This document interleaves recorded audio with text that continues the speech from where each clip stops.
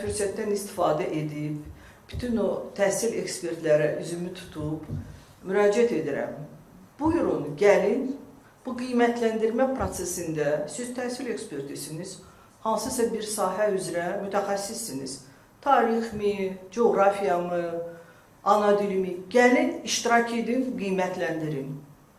Bəli, iştirak etmək üçün siz gərək kursdan keçəsiniz, o proqram təminatından tanış olasınız, öz biliyinizi bizə nümayiş etdirəsiniz. Elə belə sözlə yox, konkret olaraq sizə tapşırıqlar veriləcəkdir.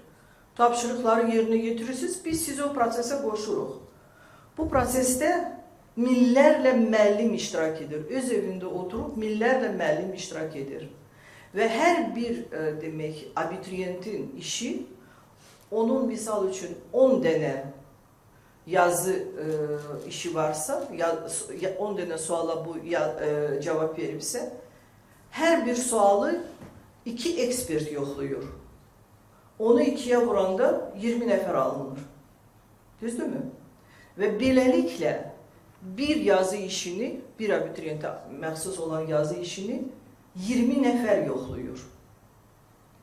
2 müəllimin qiyməti üst-üstə düşəndə proqram onu həmin süni intellekt onu qəbul edir. Üstə-üstə düşməyəndə heç kim ayrı bir adam ora daxil olmur. Həmin süni intellekt onu qəbul etmir və 3-cü müəllimə göndərir. 3-cü müəllim də qiymətləndirəndə bilmir.